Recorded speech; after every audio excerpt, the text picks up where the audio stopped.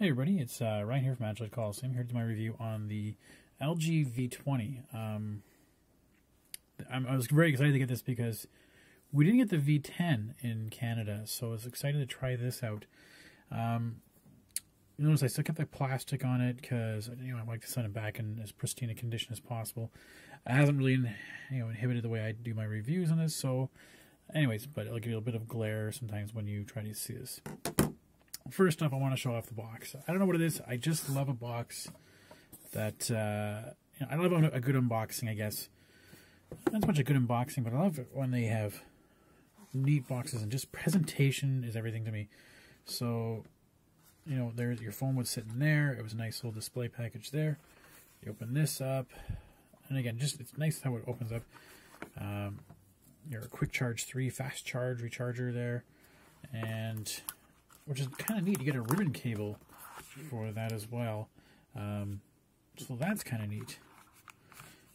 And I get that back in there. I got a bunch of cables. I didn't need to take it out. And the battery was in there. So again, I just like the fact that, just the way it was presented when you open it up. It just kind of makes you feel a little more secure that you got a good phone. A very nondescript box. Nothing really to it. But anyways, that's that. Let's grab the device. It is a 5.7-inch display, so that makes it kind of large. So if you're used to, let's say, note devices, or the Galaxy or the Nexus 6P or the Pixel XL, this will be about the size that you're okay with.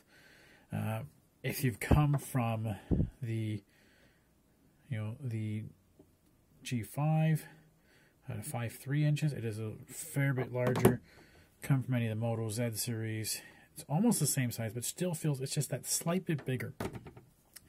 It does feel awesome though. I mean, I gotta say, I do like the build quality of this. It does feel sturdy. It does feel a little more put together. The back panel here, you have that little spring check button here. Right, pops open the case, and there's your battery. You can have the SD card obviously in there.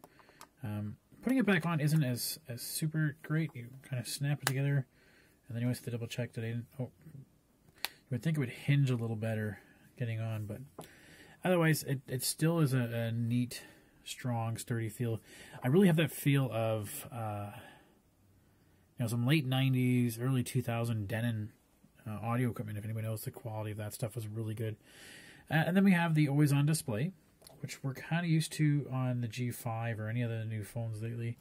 We have an always-on display, but in this case, it's on the secondary display. So way less battery consumption. And what you can do with it is you have that notification. You can swipe. You can turn on your things like flashlight, Bluetooth, etc. If you want to play media control. I'm sad that you can't use it for Google Play Music, but that's just me. And then you're back, and then there's that. So we have the fingerprint sensor in the back. We just tap it. Don't have to press a button, just tap, and that's what I really like to do. Just tap it, and it brings it up, and there we are. So again, what we can do with the display is we can go between Ryan Moore, and you only got like a couple fonts, so you can't really play around with it too much. You have some quick apps there. You can change second screen settings. Where is it?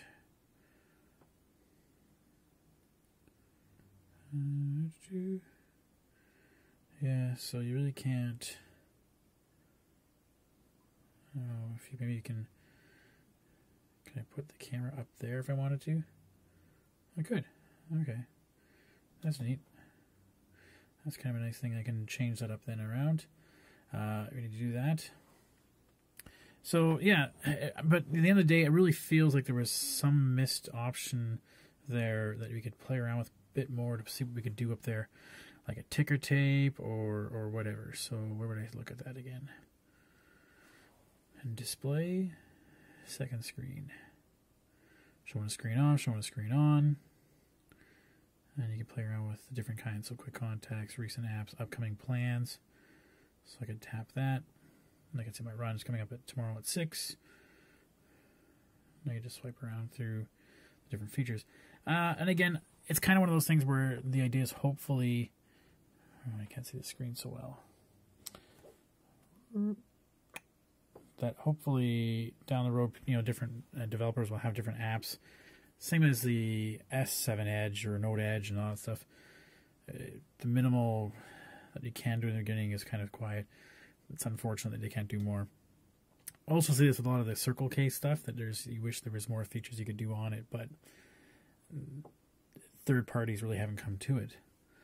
What else do we see here? A lot of the stuff is the same as you see as other LG devices. I'm not a fan of that launcher, and all my apps I have to find and put somewhere. So personally, I would like to switch to a different launcher. That's just me. And then, but the big advantage here is going to be, well, there's that, the camera.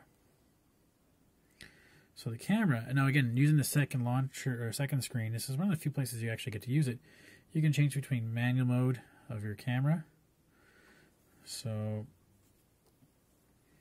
we get all the settings that we can play around with. Whoops, took a picture of that accidentally. Try to do this with one hand. White balance. Back to auto. You can change focus, ISO, etc. Yeah, so kind of neat things we've seen before in other devices, LG. But now we also have the video auto feature or manual features, which is kind of nice that you can play around with it.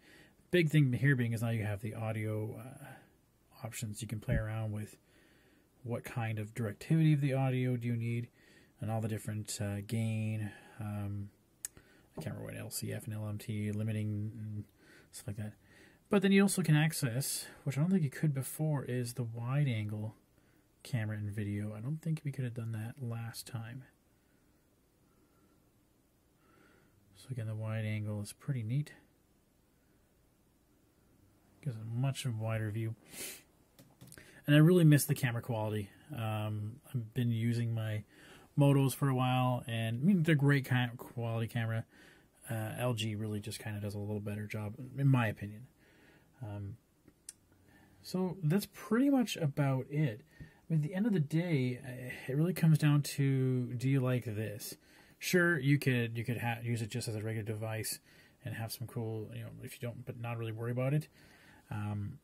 But chances are you're probably buying it for that feature, and you're just limited by what you can do with it right now. And I think that's kind of an oversight, that they really should have beefed up that cool feature, really show what you can do with it a little better. Just personal opinion. That's just what I would like to have seen. Because the other thing is, sometimes when you play games that are full screen, you'll have that notification pop up, and you'll be playing the game, and you're like, oh, the notification came up, but you can't swipe out from that side. So it just seems like there's a little bit of missed opportunity to sort of get more information about that as possible.